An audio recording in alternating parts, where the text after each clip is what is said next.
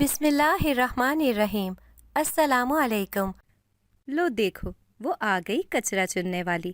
جوں ہی وہ اسکول میں انٹر ہوئی، لڑکیوں نے اسے دیکھ کے شور مچا دیا اور قہقہے لگا کے ہاتھ پہ ہاتھ مار کے ہنس پڑی۔ وہ شرمندہ ہو کے سر جھکائے کلاس میں چلی گئی۔ باقی وقت وہ کلاس میں ہی رہی۔ بریک ٹائم بھی کلاس سے باہر نہیں جاتی تھی۔ وہ گھر سے اچار کے ساتھ سوکھی روٹی لاتی تھی اور اپنی کلاس میں ہی بیٹھ کے کھاتی تھی۔ اس کی کوئی دوست نہیں تھی۔ وہ پورے اسکول میں کچرا چننے والی کے نام سے مشہور تھی۔ اسے اپنی دوست کون بناتا؟ وہ پڑھائی میں بہت اچھی تھی، لیکن اس میں اعتماد کی بہت کمی تھی۔ اسے ہر سوال کا جواب آتا ہوتا تھا۔ ٹیچر جب اسے سبق سننے کے لیے کھڑا کرتی تو وہ چپ چاپ کھڑی رہتی، مگر اس کے منہ سے ایک لفظ نہ نکلتا۔ وہی سبق جب اسے لکھنے کے لیے بولا جاتا تو وہ بہت اچھے سے لکھتی تھی۔ ٹیچرز جانتی تھیں کہ وہ پڑھائی میں اچھی ہے، بس اس میں اعتماد کی کمی ہے، اس لیے وہ اس پہ غصہ نہیں کرتی تھیں، بلکہ پیار سے سمجھانے کی کوشش کرتی تھی۔ اس کا نام ماہ رخ تھا۔ وہ اپنے نام کا پرتو تھی ہی۔ اس کا چہرہ چاند چہرہ تھا اور اس قدر حسین تھی کہ شاعر پورے کے پورا دیوان اس پہ لکھ دیں، لیکن پھر بھی اس کی تعریف کا حق ادا نہ ہو۔ وہ جب چھٹی کے بعد باہر آئی تب بھی لڑکیاں اس کا مذاق اڑانے لگیں۔ وہ آنسو پیتی گھر آ گئی۔ جوں ہی وہ گھر میں آئی، اس کی سوتیلی ماں چلا کر بولی، آ گئی مہارانی گھر، چلو اب کام پہ جاؤ، گھر میں رات کے کھانے کے لیے کچھ بھی نہیں ہے۔ میں چلی جاتی ہوں ماں، بہت بھوک لگی ہے، اگر کچھ کھانے کو مل جائے تو۔ اس نے ڈرتے ڈرتے بات ادھوری چھوڑ دی۔ تمہارے باپ کے کارخانے لگے ہیں یہاں، ہر وقت تمہیں بھوک لگی رہتی ہے، چلو نکلو کام پہ جاؤ۔ وہ بڑبڑاتے ہوئے کمرے میں چلی گئی۔ ماہ رخ آنسو پیتے ہوئے یونیفارم بدل کے بورا اٹھا کے چل دی۔ آج اس نے کچھ نہیں کھایا تھا۔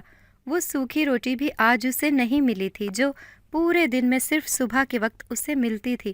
راستے میں اسے ہر طرح کے لوگ ملتے تھے، ان کی نظریں اسے اپنے وجود میں چھید کرتی ہوئی محسوس ہوتی تھی، مگر وہ خون کے آنسو پی کے رہ جاتی۔ اسے اس کام سے شدید نفرت تھی۔ دوسروں کا کچرا چننا آسان کام نہیں ہوتا۔ کبھی کبھی تو اس کے ہاتھ بھی زخمی ہو جاتے تھے، کبھی کانچ کے ٹکڑوں سے تو کبھی کسی اور چیز سے۔ وہ اپنی مطلوبہ جگہ پہنچ گئی تھی۔ کچرا چنتے ہوئے اسے کچھ وہاں پھل نظر آئے۔ پھل تھے تو کچرے میں، مگر صاف ستھرے تھے۔ بھوک سے اس کی آنتیں درد کر رہی تھی۔ اس نے انہیں اٹھا لیا اور جوں ہی کھانے لگی، کسی نے اس کے ہاتھ سے چھین کے پھینک دیا۔ ایک دم کو وہ ششدر ہوئی، لیکن پھر اسے اپنا وہم گردانا اور دوبارہ اٹھا کے کھانے لگی تو اسے ایک زور کا چکر آیا۔ آنکھوں کے سامنے اندھیرا چھا گیا۔ جب اس کی آنکھیں کھلی تو وہ حیران رہ گئی۔ اب وہ کسی کوڑے کے ڈھیر پہ نہیں، بلکہ محل میں کھڑی تھی، اور اس کے سامنے ایک انتہائی حسین و جمیل انسان کھڑا تھا جو ہمدردی سے اسے دیکھ رہا تھا۔ وہ خود بھی اس محل کی طرح شاندار تھا۔ ماہ رخ مابوت ہو کے ہر ایک شے کو دیکھ رہی تھی۔ وہ دونوں اس وقت محل کے باغیچے میں کھڑے تھے۔ یہاں اتنے خوبصورت رنگ برنگے پھول تھے، قسم قسم کے پھلوں کے درخت تھے، ہر شے حسن اور نزاکت میں اپنی مثال آپ تھی۔ وہ یکدم جیسے ہوش میں آئی۔ میں یہاں کیسے آ گئی؟ میں تو… وہ اسے سوالیہ نظروں سے دیکھتے ہوئے بولی، آپ شاید بھوکی ہیں، پہلے کچھ کھا پی لیں، پھر باتیں تو ہوتی ہی رہیں گی۔ اسے لے کے ایک بڑے سے ڈائننگ ہال میں لے آیا۔ یہاں ایک بہت بڑی سی میز سجی تھی، جس کے ایک سرے سے لے کے دوسرے سرے تک انواع اقسام کے کھانے تھے۔ یہاں پہ ان دونوں کے علاوہ اور کوئی نہیں تھا۔ اتنی زیادہ ڈشز دیکھ کے اس کی بھوک چمک اٹھی۔ وہ کھانے پہ ایسے ٹوٹ پڑی جیسے صدیوں سے بھوکی ہو۔ اس نے خوب سیر ہو کے کھانا کھایا۔ کھانا کھانے کے بعد اس کے سوچنے سمجھنے کی صلاحیت بھی بیدار ہو گئی۔ اس نے اس نوجوان کو دیکھا۔ وہ خاصی دلچسپی سے اسے ہی دیکھ رہا تھا۔ ماہ رخ کے اپنی جانب دیکھنے پر وہ مسکرایا، آپ کون ہیں اور میں یہاں کیسے آ گئی؟ سب بتاتا ہوں، آپ دھیرج رکھیے اور میرے ساتھ آئیں۔ وہ اسے لے کے دوبارہ سے باغیچے میں آ گیا اور وہاں پڑی ہوئی کرسی پہ بیٹھتے ہوئے اسے بھی بیٹھنے کا اشارہ کیا۔ آپ سمجھ تو گئی ہوں گی کہ میں کون ہوں؟ ماہ رخ نے نفی میں سر ہلایا۔ میرا تعلق جنات کے قبیلے سے ہے اور میرا نام تیمور ہے۔ کیا؟ وہ تو جیسے اچھل پڑی۔ ہاں، اور آپ کو پریشان ہونے کی بالکل ضرورت نہیں ہے۔ میں بھی آپ کی طرح مسلمان ہوں۔ میں کسی کو تنگ نہیں کرتا، لیکن آپ سے دوستی ضرور کرنا چاہتا ہوں۔ وہ مسکرا دیا۔ ماہ رخ اس کے جن ہونے کا سن کے پریشان ہو گئی تھی۔ آپ خواہ پریشان ہو رہی ہیں۔ میں آپ کو کوئی نقصان نہیں پہنچاؤں گا، بلکہ ایک مدد کروں گا۔ آپ اپنے بارے میں بتائیں۔ اس نے دونوں ہاتھوں سے تیمور کا ہاتھ پکڑ لیا۔ وہ اس کے اس ادا پر مسکرا دیا۔ تم ویسے ہی ڈر رہی ہو، جب میں تمہارے ساتھ ہوں تو ڈر کیسا؟ آہستہ آہستہ اس کا خوف زائل ہونے لگا۔ اس نظارے سے لطف اندوز ہونے لگی۔ وہ پہاڑوں، سمندروں اور دریاؤں اور جھیلوں کی آبادیوں کے اوپر سے گزر رہے تھے۔ ہم لوگ کہاں جا رہے ہیں؟ جیسے تمہاری دنیا میں گھومنے پھرنے کے لیے پارک بنے ہوتے ہیں، ویسے ہی ہماری دنیا میں بھی اسی طرح کا ایک باغ ہے۔ وہ اس قدر خوبصورت ہے تم سوچ بھی نہیں سکتی۔ آج میں تمہیں وہاں لے کے جا رہا ہوں۔ تھوڑی دیر کے بعد وہاں پہنچ گئے۔ تیمور نے سچ کہا تھا، وہ جگہ واقعی بے حد حسین تھی، اتنی کہ اس کی تعریف کرتے ہوئے الفاظ کم ہو جائیں۔ ہر ایک چیز اتنی منفرد تھی، اتنی خوش ذائقہ، انسان کھائے تو کھاتا ہی جائے۔ پہلے تو پورے باغ میں گھومے پھرے، پھر ایک جگہ پر تھک کر بیٹھ گئے۔ تیمور اسے اپنے بارے میں بتانے لگا اور وہ شاہ جنات کا بیٹا تھا، اپنی ریاست کا شہزادہ اور ہونے والا بادشاہ تھا۔ وہ بہت ہی زیادہ امیر تھا۔ اچانک اس کی نظر ماہ رخ کی کلائی پر پڑی۔ وہ چونک گیا۔ اس کی کلائی پہ ایک چاند کا نشان بنا ہوا تھا جو بالکل واضح نظر آ رہا تھا۔ یہ کیسا نشان ہے؟ ماہ رخ نے بے پرواہی سے کہا۔ یہ پیدائشی ہے۔ تیمور سوچنے لگا کہ یہ نشان کسی انسان کے ہاتھ پہ کیوں کر ہو سکتا ہے۔ اس نے سوچا کہ وہ اس بارے میں اپنے ابا جان سے ضرور پوچھے گا۔ پھر وہ ادھر ادھر کی باتیں کرتے رہے۔ جب ماہ رخ کو نیند آنے لگی تو وہ اسے واپس چھوڑ گیا۔ گھر آتے ہی وہ نیند کی وادیوں میں کھو گئی۔ تیمور اسے کچھ دیر کھڑا دیکھتا رہا۔ کتنی معصومیت تھی اس کے چہرے پہ۔ وہ باقی لوگوں کی طرح چالاک اور ہوشیار نہیں تھی۔ تیمور نے سوچا آج وہ اس کی سگی ماں کے بارے میں ضرور پتہ کرے گا۔ تھوڑی دیر کے بعد وہ واپس چلا گیا۔ اگلے دن اتوار تھا۔ اس کی سوتیلی ماں نے اس سے کوئی کام نہیں کروایا۔ وہ تینوں ماں بیٹیاں خود کام کرتی رہیں، یہاں تک کہ ناشتہ بنا کر اس کے آگے رکھا۔ ماہ رخ اس کایا پلٹ پر حیران تھی۔ اس کی سوتیلی ماں بہت نرمی سے اس کے ساتھ پیش آ رہی تھی۔ پھر دوپہر کے وقت وہ اس کو لے کے بنگالی بابا کے پاس گئی اور انہیں اپنا ماجرا سنایا۔ بنگالی بابا خوف زدہ نگاہوں سے ماہ رخ کو دیکھنے لگا۔ اتنی دیر میں تیمور بھی وہاں پہنچ گیا تھا۔ وہ بھی ماہ رخ کے ساتھ بیٹھ گیا۔ اسے آنکھ کے اشارے سے کہا، اب تماشا دیکھنا۔ بنگالی بابا آنکھیں بند کر کے پڑھائی کرنے کا ناٹک کرنے لگا۔ تھوڑی دیر بعد اس نے اپنی آنکھیں کھولیں اور کہا، اس پہ ایک خبیث آتما عاشق ہو گئی ہے۔ اس کا علاج کرنے کے لیے اس کو آج یہاں پہ چھوڑ جاؤ، کل لے جانا۔ تیمور کو اس کی آنکھوں میں ناچتی ہوئی ہوا صاف نظر آ رہی تھی۔ اس کا غصے سے دماغ گھوم اٹھا۔ اس نے آؤ دیکھا نہ تاؤ ڈنڈے سے اس کی پٹائی کرنے لگا۔ بنگالی بابا اس اچانک آفت پر بوکھلا گیا۔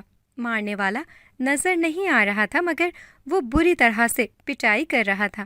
اس منظر کو وہاں پر موجود لوگ خوف کے عالم میں دیکھ رہے تھے۔ مجھے معاف کر دو، مجھے مت مارو، مجھے مت مارو، مجھے معاف کر دو۔ بنگالی بابا روتے ہوئے منتیں کرنے لگا۔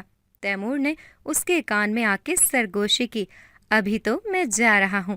آج کے بعد اگر کسی لڑکی کو بری نظر سے دیکھا تو میں اس سے زیادہ بری طرح سے پیش آؤں گا۔ نہیں کروں گا، نہیں کروں گا، آج کے بعد ایسا نہیں کروں گا، معاف کر دو، مجھے جانے دو۔ اس کے بعد بنگالی بابا وہاں سے ایسے بھاگا، دوبارہ کبھی اس علاقے میں نظر ہی نہیں آیا۔ یہ دونوں بھی گھر آ گئیں۔ اس کی ماں بہت زیادہ خوف زدہ تھی۔ اس نے بنگالی بابا کا حال اپنی آنکھوں سے دیکھا تھا اور سوچا اگر میں نے اسے کچھ کہا تو وہ جن میری بھی پٹائی کرے گا۔ وہ اس سے بہت پیار سے پیش آ رہی تھی اور اسے کام پر جانے کو بھی نہیں کہتی تھی۔ اب اس کی اپنی بیٹیاں یہ کام کرتی تھیں۔ اس کے 10ویں کلاس کے پیپر ہونے والے تھے۔ کل اس کے اسکول میں پارٹی تھی۔ اس کے پاس پہننے کو کوئی ڈھنگ کے کپڑے نہیں تھے۔ وہ اپنے کمرے میں بیٹھی رو رہی تھی جب اس کے پاس تیمور آیا اور رونے کا سبب پوچھا۔ جب اس نے بتایا تو وہ سن کر مسکرانے لگا۔ تو اس میں رونے والی کون سی بات ہے؟ چلو آؤ، میں تمہیں تمہاری مرضی کی شاپنگ کرواتا ہوں۔ وہ اسے اپنی دنیا میں لے گیا اور وہاں مارکیٹ میں لے آیا۔ محروق اس بازار کو دیکھ کے حیران ہو رہی تھی۔ وہاں ایسی حیران کن چیزیں تھیں جو اس نے زندگی میں دیکھی نہیں تھی۔ تیمور نے اسے ایک بیش قیمت لباس خرید کر دیا۔ وہ بہت قیمتی اور خوبصورت تھا۔ اس کے ساتھ میچنگ کے سینڈلز، جیولری، میک اپ۔ وہ یہ سب دیکھ کر پریشان ہو گئی۔ گھر میں کیا بتاؤں گی؟ یہ چیزیں میرے پاس کیسے آ گئیں؟ تم گھر سے یونیفارم میں جانا، اسکول جا کے چینج کر لینا۔ اس نے چٹکی بجاتے ہی مسئلہ حل کر لیا۔ وہ جب اسکول گئی تو لڑکیاں اسے دیکھ کے ایک دوسرے کو اشارے کرنے لگیں۔ وہ گھر سے پرانے کپڑے پہن کے آئی تھی۔ پھر جب وہ کپڑے بدل کر باہر آئی تو اسے دیکھ کے سب لڑکیوں کی آنکھیں پھٹی کی پھٹی رہ گئیں۔ ایسا لباس ان میں سے کسی کے پاس بھی نہیں تھا۔ وہ حیران ہو رہی تھی کہ یہ اس نے کہاں سے لیا۔ اوپر سے وہ اس قدر حسین لگ رہی تھی کہ اس دنیا کی لگ ہی نہیں رہی تھی۔ لڑکیاں اس سے رشک اور حسد سے دیکھ رہی تھیں۔ پھر جب پارٹی ختم ہوئی تو وہ کپڑے بدل کر گھر آ گئی اور اس شاپر کو چھپا دیا۔ رات کو جب تیمور اس کے پاس آیا تو کہنے لگا، تمہارے لیے میرے پاس ایک اچھی خبر ہے۔ میں نے تمہاری امی کو ڈھونڈ لیا ہے۔ وہ اسی شہر میں ہی رہتی ہیں۔ بہت قسم پرسی کی حالت میں زندگی گزار رہی ہیں۔ محروق یہ سن کے بے قرار ہو گئی۔ فوراً سے بولی، مجھے ان کے پاس لے چلو، ابھی نہیں، صبح لے جاؤں گا۔ پوری رات اسے خوشی کے مارے نیند نہیں آئی۔ اس نے بچپن میں اپنی امی کو دیکھا تھا۔ اس کے بعد وہ ان سے نہیں ملی۔ اگلے دن وہ گھر سے اسکول جانے کے لیے نکلی تھی، لیکن اسکول جانے کے بجائے وہ تیمور کے ساتھ اپنی امی کے گھر آ گئی تھی۔ تیمور کو اس کے علاوہ اور کوئی بھی نہیں دیکھ سکتا تھا۔ وہ رکشے پر سفر کر رہی تھی۔ رکشہ روڈ پہ رکوانے کے بعد اس نے کرایہ دیا اور آگے تنگ گلیوں میں چلنے لگی۔ ایک ٹوٹے پھوٹے دروازے کے پاس تیمور نے اسے روکنے کے لیے کہا۔ اس نے دروازے پر دستک دی اور جس نے دروازہ کھولا اسے یہ پہلی نظر میں ہی پہچان گئی تھی۔ وہ اس کی ماں تھی۔ انہوں نے بھی اسے پہچان لیا تھا۔ محروق، جی، وہ روتے ہوئے ان کے گلے سے لگ گئی۔ امی، آپ کیوں مجھے چھوڑ کر چلی گئی تھی؟ میں آپ کو بہت یاد کرتی تھی، بہت روتی تھی آپ کے لیے۔ میں آپ کے لیے بہت تڑپی ہوں۔ اتنے میں اس کی نانو بھی آ گئیں۔ انہوں نے پوچھا، جمیلہ، یہ کون ہے؟ یہ میری بیٹی ہے، محروق ہے یہ۔ بیٹی، تم یہاں کیسے پہنچی؟ انہوں نے بھی اسے گلے سے لگا لیا۔ تیمور اس سارے منظر کو خاصی دلچسپی کے ساتھ دیکھ رہا تھا۔ اسے ان لوگوں کو ملا کر بہت خوشی ہو رہی تھی۔ محروق نے انہیں یہ کہہ کر مطمئن کیا کہ ابو نے اس گھر کا مجھے ایڈریس دیا تھا۔ مجھے اس سے پہلے آنے کا کبھی موقع ہی نہیں ملا۔ آپ بتائیں، آپ دونوں گھر میں اکیلے رہتے ہیں؟ نانو ٹھنڈی سانس بھر کے رہ گئی۔ ہاں بیٹا، اکیلے ہی رہتے ہیں۔ جب تمہارے باپ نے اپنی ماں کے کہنے میں آ کے تمہاری ماں کو طلاق دے دی تھی، تب تمہارے نانا ابو یہ صدمہ سہار نہیں سکتے تھے۔ وہ کچھ دن بعد میں اپنے خالق حقیقی سے جا ملے تھے۔ محروق کو یہ سن کر بہت صدمہ ہوا۔ وہ دن اس نے ان کے ساتھ ہی گزارا تھا۔ پھر گھر واپس آ گئی۔ اپنے کپڑے، کتابیں اور ضروری سامان اس نے ایک جگہ پر اکٹھا کیا اور سوتیلی ماں کو بتایا کہ وہ اپنی ماں کے پاس جا رہی ہے۔ سوتیلی ماں تو اس سے پہلے سے ہی حائف تھی۔ دل ہی دل میں اسے غصہ تو بہت آیا، لیکن وہ زبان سے کہہ کر اپنی شامت نہیں بلوانا چاہتی تھی، اس لیے خاموش رہی۔ اگلے دن محروق اس گھر سے ہمیشہ ہمیشہ کے لیے آ گئی۔ وہ جب اس دن آئی تھی تو اس نے اپنی امی اور نانو کے حالات بھی دیکھ لیے تھے۔ امی سلائی کرتی تھی، نانا کی پینشن معمولی سی تھی، ان کا بہت مشکل سے گزارا ہوتا تھا۔ تیمور نے اسے اچھی خاصی رقم دی تھی اور کہا تھا یہ اپنی امی کو دے دینا، انہیں یہ کہنا کہ ابو کا پرائز بانڈ نکلا تھا اور انہوں نے یہ پیسے مجھے دیے تھے، یہ میں نے سنبھال کر رکھے ہوئے تھے، یہ اب آپ لے لیں اور ان سے بوتیک کھول لیں۔ اس کی امی اس امداد غیبی پہ خدا کا شکر ادا کرنے لگیں۔ انہوں نے آدھے پیسوں سے گھر میں ہی کپڑوں کی ایک چھوٹی سی بوتیک کھول لی اور آدھے پیسے سیو کر لیے۔ وہ ساتھ سلائی کا کام بھی کرتی تھیں۔ ان کا کام بہت اچھا جا رہا تھا، گھر میں خوشحالی آ رہی تھی، یہاں مجھے ڈانٹنے والا کوئی بھی نہیں تھا۔ بہت وقت کے بعد میں اپنی ماں سے ملی تھی، میں بہت زیادہ خوش تھی، میری زندگی بہت مزے سے گزر رہی تھی، زندگی میں نہ کوئی فکر تھی نہ تنگی تھی۔ اس دن میری امی میرے سر میں تیل کا مساج کر رہی تھیں، ساتھ میرے بچپن کی بھی باتیں کر رہی تھیں۔ جب میں نے ان سے پوچھا میری کلائی پہ یہ نشان کیسا ہے، انہوں نے کہا کہ جب تم پیدا ہوئی تو یہ نشان تمہارے بازو پر تھا۔ انہوں نے مزید بتایا کہ جب تم پیدا ہونے والی تھی تو مجھے بہت عجیب خواب آتے تھے، کبھی نورانی صورت والے بزرگ خواب میں آتے، کبھی بہت ہی خوبصورت عورت خواب میں آتی تھی۔ وہ کہتے تھے کہ اس بچی کا بہت خیال رکھنا، ہمیں اس کی مدد کی ضرورت ہے۔ ہمارے محلے میں ایک بہت ہی نیک بزرگ تھے، میں نے ان سے اپنے خوابوں کا تذکرہ کیا تو انہوں نے مجھے کہا کہ یہ بڑی ہو کر کوئی بہت بڑا کام سر انجام دے گی۔ میں ان کی باتوں کو حیران ہو کے سن رہی تھی، مجھے ابو نے ایسا کچھ بھی نہیں بتایا تھا، یہ اس سے اگلے دن کی بات ہے۔ سوتے ہوئے میں نے بھی بہت عجیب خواب دیکھا، ایک بہت دلکش عورت میرے خواب میں آتی ہے، اس نے بہت خوبصورت پاؤں کو چھوتا سفید رنگ کا فراک پہنا ہوتا ہے، سر پر سفید نگوں والا تاج ہوتا ہے، وہ مجھے دیکھتے ہوئے مسکراتی ہے اور کہتی ہے کہ تیار رہو، تمہیں جلد ہی ہماری مدد کرنے کے لیے آنا ہوگا۔ اس کے بعد میری آنکھ کھل گئی، میں نے اس کو اپنا وہم سمجھا اور سوچا کہ شاید امی کی باتوں کو سوچنے کی وجہ سے مجھے ایسا خواب آیا ہے۔ میں نے اس خواب کا ذکر کسی سے بھی نہیں کیا۔ میں امی اور نانوں کے سونے کے بعد تیمور کے ساتھ اس کی دنیا میں جاتی تھی۔ مجھے وہ دنیا بہت پسند تھی۔ میں اس بات پر حیران تھی کہ ہم جنات کے بارے میں جیسا سنتے ہیں یہ لوگ تو اس سے بھی الٹ ہیں۔ جب اس بات کا ذکر میں نے تیمور سے کیا تو وہ ہنسنے لگا۔ ایسا نہیں ہے، جیسے تمہاری دنیا میں ہر طرح کے لوگ ہیں، اچھے بھی برے بھی، نیک بھی اور بد بھی، فرشتہ صفت بھی اور شیطان صفت بھی، ایسے ہی ہماری دنیا میں بھی ہیں۔ مسلمان جنات میں بھی ہر طرح کے جنات ہیں، ان میں کچھ شریر بھی ہیں جو ناپاک جنات ہیں، وہ تو ہے ہی خبیث۔ تمہاری دنیا میں جن لوگوں کو جن چمٹ جاتے ہیں یا جن تنگ کرتے ہیں، یا تو وہ شریر جنات ہوتے ہیں یا پھر وہ جادوگر کی طرف سے مسلط کیے گئے ہوتے ہیں۔ بعض اوقات اچھے جنات بھی جادوگر کی قید میں چلے جاتے ہیں اور پھر انہیں جادوگر جیسا حکم دیتا ہے انہیں ویسا کرنا پڑتا ہے۔ اب سمجھ آ گئی تمہیں؟ وہ میرے سر پر ہلکی سی چپت لگا کر بولا۔ آج بھی ہم جادوئی قالین پر جا رہے تھے۔ آج چاند کی 14ویں رات تھی، ہر طرف چاندنی بکھر رہی تھی، بہت ہی خوبصورت نظارہ تھا۔ معبود ہو کے میں یہ نظارہ دیکھ رہی تھی اور آنکھوں کے رستے سے دل میں اتار رہی تھی۔ یہ کیا ہے؟ میں تیمور کی آواز پر چونکی۔ کہاں پہ؟ وہ میری کلائی کی طرف اشارہ کرتے ہوئے بولا۔ جو میں نے بازو اوپر کر کے دیکھا تو وہاں پہ جو چاند کا نشان تھا اس سے روشنی نکل رہی تھی۔ میں حیران ہو کے تیمور کی طرف دیکھنے لگی، وہ مجھے دیکھ رہا تھا۔ تم بتا سکتی ہو یہ کیا ہے؟ نہیں، مجھے خود نہیں پتا یہ کیا ہے۔ میری امی نے بتایا تھا کہ یہ پیدائشی نشان ہے۔ میں نے اس دن بابا جان سے اس کے بارے میں پوچھنا تھا لیکن میں بھول گیا۔ آج میں ان سے لازمی پوچھوں گا۔ وہ ایک دم سے پریشان نظر آنے لگا تھا۔ اگلا نظارہ اور بھی حیران کن تھا۔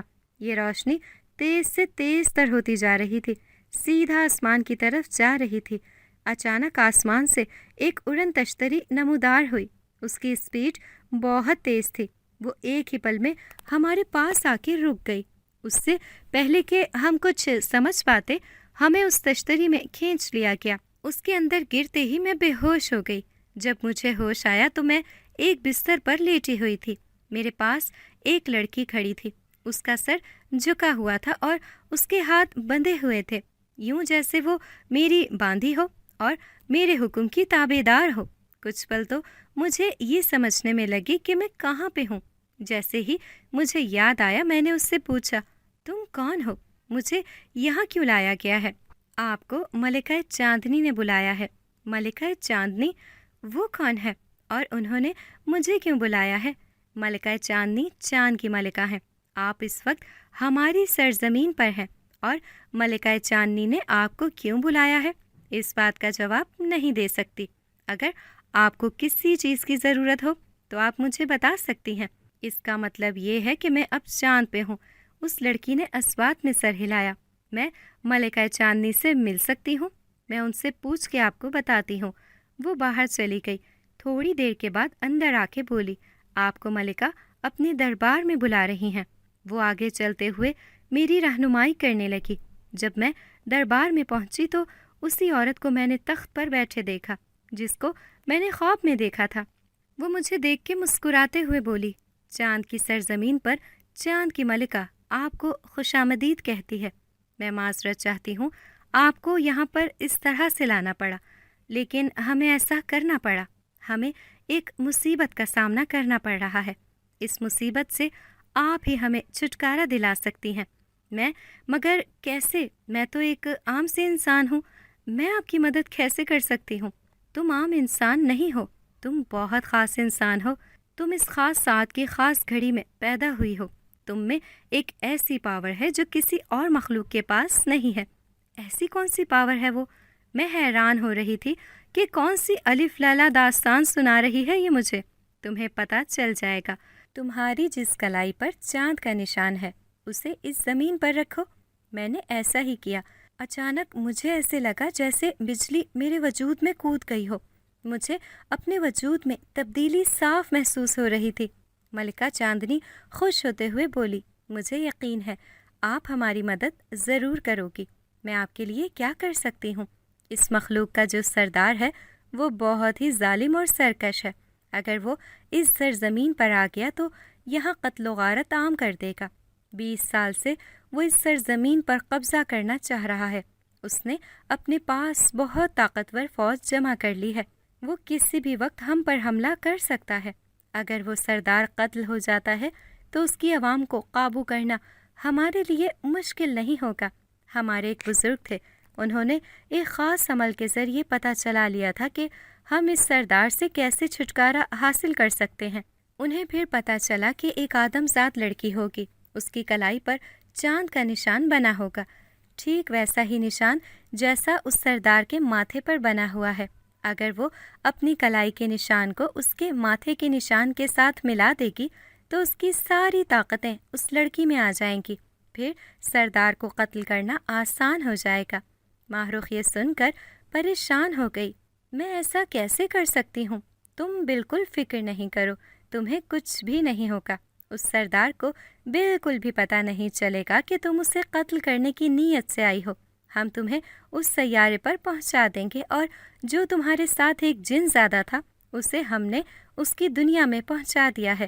اس سرزمین پر کوئی جن زیادہ نہیں رہ سکتا۔ اسے ہم نے تمام حقیقت بتا دی ہے، لیکن گھر میں میری ماں اور نانو ہیں۔ جب میں گھر نہیں جاؤں گی تو وہ پریشان ہو جائیں گی۔ ملکہ چاندنی مسکرانے لگی۔ تمہیں اس بارے میں فکر کرنے کی ضرورت نہیں ہے، ہم نے اس کا بھی بندوبست کر لیا ہے۔ پھر مجھے میرے کمرے میں پہنچا دیا گیا تاکہ میں آرام کر لوں۔ پھر مجھے دوسرے سیارے پر جانا تھا۔ اس کے لیے انہوں نے مجھے ایک لوہے کا لباس دیا۔ میں اسے دیکھ کر ششدر رہ گئی۔ اس لباس کو کیسے پہنوں؟ پہننا تو پڑے گا کیونکہ اس سیارے پر یہی لباس پہنا جاتا ہے۔ اگر تم نہیں پہنو گی تو صاف پہچانی جاؤ گی کہ تم اس سیارے کی نہیں ہو۔ میں دل ہی دل میں سوچ رہی تھی کہ میں کس مصیبت میں پھنس گئی ہوں۔ پھر میں نے اپنی سوچ پہ خود کو جھڑکا۔ کسی کی مدد کرنا تو نیکی کا کام ہے۔ میرے ساتھ وہی خادمہ گئی تھی، اس نے بھی میری طرح لوہے کا لباس زیب کیا تھا۔ اس لباس میں ہماری صرف آنکھوں سے اوپر والا حصہ نظر آ رہا تھا۔ تھوڑی دیر کے بعد اس لڑکی نے میرا ہاتھ پکڑا اور کہا، آنکھیں بند کرو۔ اس کے بعد جب میں نے آنکھیں کھولیں تو یہ بہت عجیب سی جگہ تھی۔ میرے ساتھ وہی خادمہ تھی۔ میں حیرانی سے اس عجیب و غریب جگہ کو دیکھ رہی تھی۔ اس نے مجھے ٹوکا اور کہا، ایسے حیرانگی سے مت دیکھو ورنہ وہ سمجھ جائیں گے کہ ہم یہاں کے نئے آئے ہیں۔ ہم نے خود کو یہاں کا رہائشی ظاہر کرنا ہے، لیکن مجھے تو اس جگہ کے بارے میں کچھ بھی نہیں پتہ۔ میں دل ہی دل میں ڈر رہی تھی، میرے ساتھ پتہ نہیں کیا ہوگا۔ مجھے پتہ ہے، اسی لیے میں ساتھ آئی ہوں تاکہ تمہاری رہنمائی کروں۔ میرے ساتھ آؤ، سردار نے اپنی حفاظت کا بندوبست کیا ہوا ہے، ہمیں اس تک پہنچنے کے لیے کچھ کرنا پڑے گا۔ چلتے چلتے ہم ایک جگہ پر آ گئیں۔ یہاں بہت سارے لوگ جمع تھے، جن میں عورتیں، لڑکیاں، مرد اور بچے تھے۔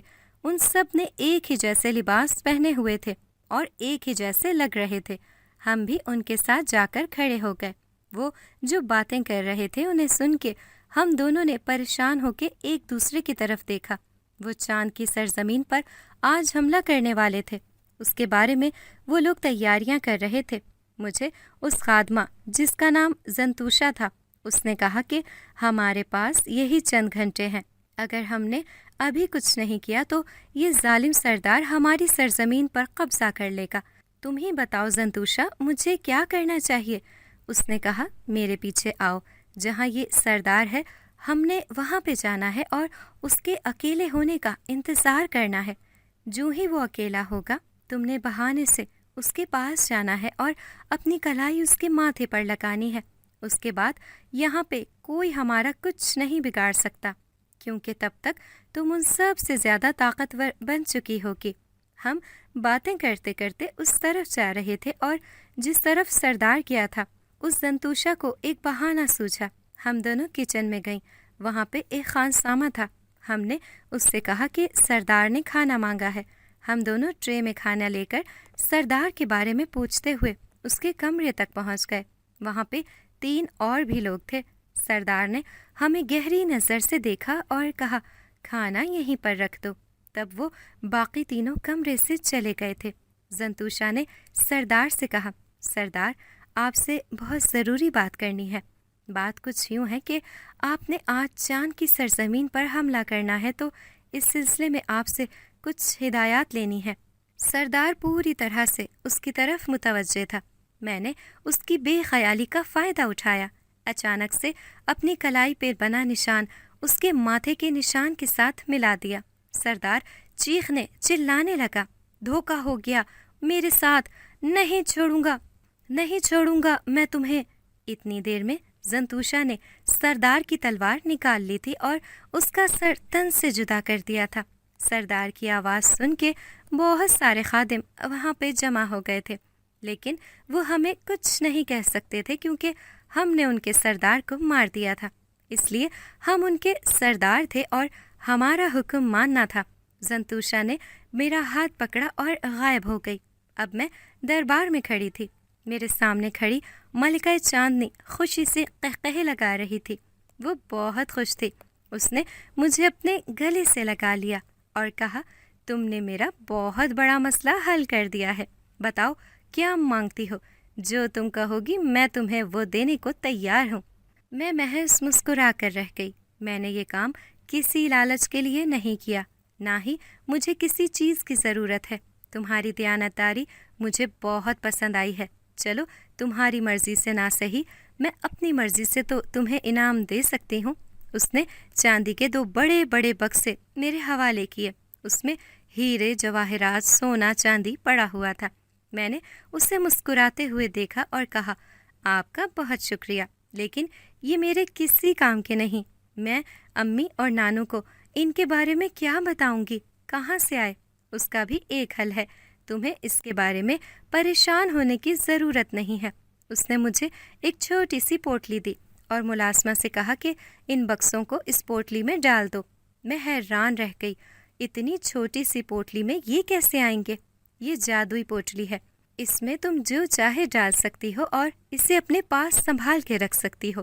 پھر میں نے ان سے اجازت چاہی۔ وہ اصرار کرنے لگی، کل ہمارا جشن ہے اور یہ تمہاری وجہ سے ممکن ہوا ہے۔ میں چاہتی ہوں کہ تم ضرور اس میں شرکت کرو۔ میں نے اس سے معذرت کر لی اور کہا، مجھے امی اور نانو کی یاد آ رہی ہے۔ میں الوداع کہہ کر اس سے گلے ملی تو اس نے کہا کہ میں تمہیں ایک بات بتانا بھول ہی گئی۔ جب تم اپنی دنیا میں واپس جاؤ گی تو یہ چاند کا نشان تمہاری کلائی سے مٹ جائے گا اور یہ طاقت بھی ختم ہو جائے گی۔ میں پھر اسی اڑن تشتری میں واپس آ گئی۔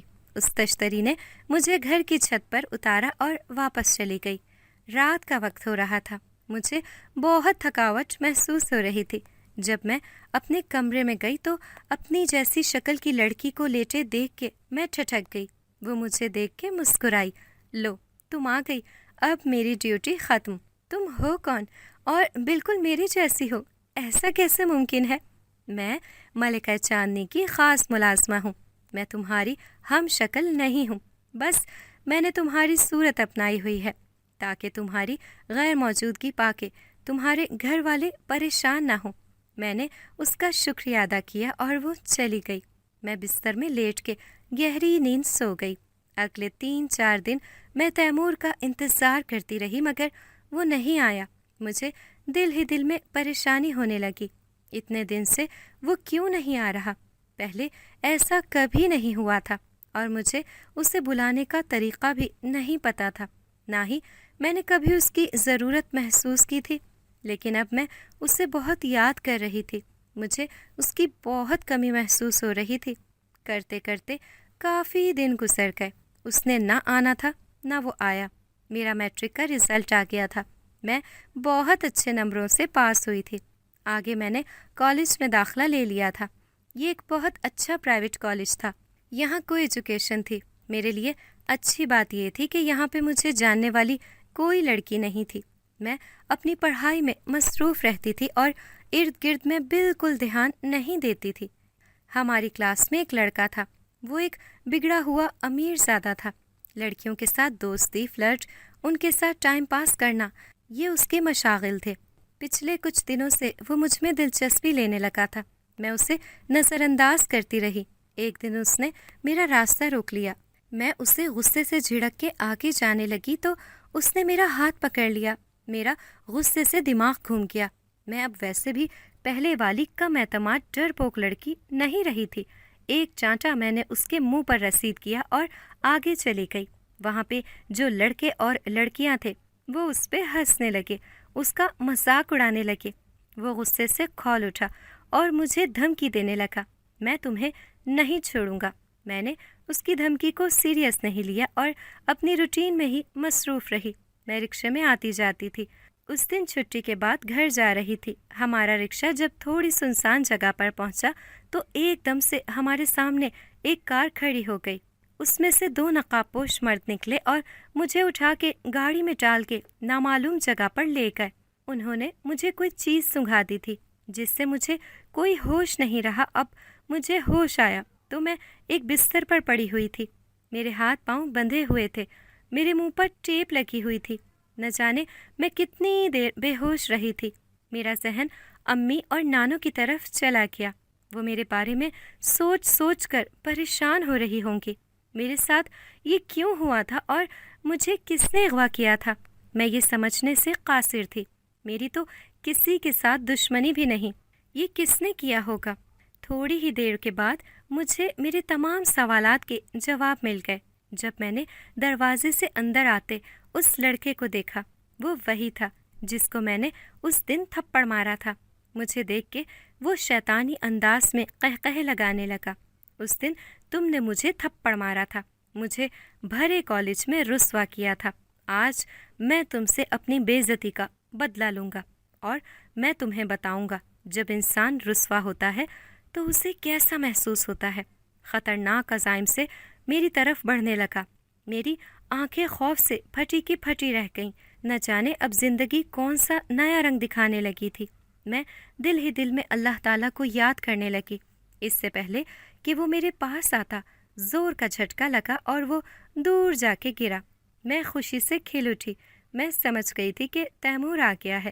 تھوڑی دیر کے بعد تیمور میرے سامنے حاضر ہو گیا اور بہت بری طرح سے اسے پیٹنے لگا۔ جب تک وہ نیم بے ہوش نہیں ہو گیا، تیمور اسے مارتا رہا۔ پھر وہ میرے پاس آیا، میرے ہاتھ اور پاؤں کھولے۔ میں جذباتی ہو کے اس کے گلے سے لگ کے رونے لگی۔ اگر وہ نہ آتا تو میرے ساتھ پتہ نہیں کیا ہو جاتا۔ اس نے آہستگی سے مجھے خود سے علیحدہ کیا اور پوچھا تم ٹھیک ہو؟ پھر مجھ سے کہنے لگا کہ اپنا حلیہ ٹھیک کرو، میں تمہیں گھر لے جاؤں۔ میں گھر آئی تو امی بہت زیادہ پریشان تھیں۔ مجھے دیکھتے ہی میرے پاس آ گئیں اور پوچھنے لگیں کہ اتنی دیر کیوں لگا دی۔ میں نے ان سے ایکسیڈنٹ کا بہانہ کیا۔ ایکسیڈنٹ کا سن کے تو اور بھی پریشان ہو گئیں۔ پھر میں نے انہیں بہت مشکل سے سمجھایا کہ میں ٹھیک ہوں، مجھے کچھ نہیں ہوا۔ مجھے گھر چھوڑ کے تیمور اسی وقت چلا گیا تھا۔ رات کو امی اور نانوں کے سونے کے بعد وہ آیا اور اپنی غیر حاضری کا سبب بتانے لگا۔ یہاں پہ ایک جادوگر تھا جو اس کی طاق میں لگ گیا تھا۔ وہ تیمور کو حاصل کرنے کے لیے عمل کرنے لگا تھا۔ تیمور کو اس بات کا پتہ چل گیا تھا، اسی لیے اس نے اس دنیا میں آنا چھوڑ دیا تھا۔ عمل کرتے ہوئے اس جادوگر سے غلطی ہو گئی اور وہ موت کے منہ میں چلا گیا۔ جب میں تمہارے گھر آیا تو تمہاری امی کو پریشان دیکھا۔ جب مجھے پتہ چلا کہ تم ابھی تک گھر نہیں آئی، میں نے تمہیں بہت ڈھونڈا، ہر جگہ تلاش کیا، پھر بہت مشکل سے اس جگہ تک پہنچا۔ اس لڑکے کی تمہارے ساتھ کس بات پر دشمنی تھی؟ میں نے مختصراً سارا واقعہ بتایا۔ اس نے کہا تم نے بالکل ٹھیک کیا، اب وہ کبھی تمہارے ساتھ کچھ غلط کرنے کے بارے میں نہیں سوچے گا۔ تمہارے لیے کوئی خبر بھی ہے میرے پاس۔ وہ کیا؟ میں نے حیرانی سے پوچھا۔ بابا جان میری شادی کر رہے ہیں، شادی کے ساتھ ہی میری دستار بندی ہو جائے گی۔ وہ نظریں چراتے ہوئے بولا۔ یہ بات سن کے میرے دل کو کچھ ہوا۔ میں یہ بھی جانتی تھی کہ وہ جن زاد ہے اور میں آدم زاد، ہم دونوں کا ملاپ ممکن نہیں۔ زبردستی مسکرائی، اوپری دل سے اسے مبارکباد دی۔ اس کے بعد وہ ادھر ادھر کی باتیں کرتا رہا اور تھوڑی دیر کے بعد چلا گیا۔ اگلے دن کالج سے واپس آتے ہوئے میں نے اپنی سوتیلی ماں کو دیکھا۔ وہ بہت برے حالوں میں تھی، پھٹے پرانے کپڑے پہنے وہ بھیک مانگ رہی تھی۔ مجھے انہیں دیکھ کے دکھ ہوا۔ میں نے فیصلہ کیا کہ میں ان کی مدد کروں گی۔ رات کو جب تیمور آیا تو میں نے اس سے یہ بات کی۔ وہ مجھے لے کے اس گھر میں گیا۔ میں نے اپنی پوٹلی سے کچھ زیورات نکالے اور اپنی سوتیلی ماں کے سرہانے رکھے اور واپس آ گئی۔ اگلے دن مجھے تیمور کی زبانی پتہ چلا تھا کہ وہ ان زیورات کو دیکھ کر بہت خوش ہوئی تھی اور دینے والے کو دعائیں دے رہی تھی۔ مجھے یہ سن کے انجانی سی خوشی ہوئی تھی۔ کچھ دنوں تک تیمور کی شادی بھی شروع ہو گئی تھی۔ میں نے اس کی شادی کی تمام رسموں میں شرکت کی۔ مجھے لینے کے لیے اس کا خاص ملازم آتا تھا۔ شادی کے بعد وہ ہمارے گھر کم آنے لگا کیونکہ وہ اپنی سلطنت کا بادشاہ بن گیا تھا اور اب اس کی ذمہ داریاں بڑھ گئی تھیں۔ اس نے مجھے ایک انگوٹھی دی تھی اور کہا تھا جب بھی میری ضرورت ہو اس کو اپنی ہتھیلی پر رگڑنا تو میں آ جاؤں گا۔ مجھے جب بھی اس کی ضرورت ہوتی تھی میں اسے بلا لیتی تھی اور جب میں کسی غریب کو دیکھتی تھی تو اس کی ضرور مدد کرتی تھی۔ امی نے میری بھی اپنے رشتہ داروں میں شادی کر دی تھی۔ اب میں اپنے گھر میں بہت خوش تھی۔ سچ کہتے ہیں زندگی میں اگر مشکلات آتی ہیں تو زندگی میں آسانیاں بھی آتی ہیں۔ ہمیں مشکلات سے گھبرانا نہیں چاہیے، ہمیں حالات کا مقابلہ کرنا چاہیے۔ اگر آپ کو ہماری آج کی کہانی پسند آئی ہے تو اسے لائک کریں، شیئر کریں اور چینل کو سبسکرائب کرنا مت بھولیے گا تاکہ آپ کو ہر نئی آنے والی ویڈیو کا نوٹیفیکیشن بر وقت ملتا رہے۔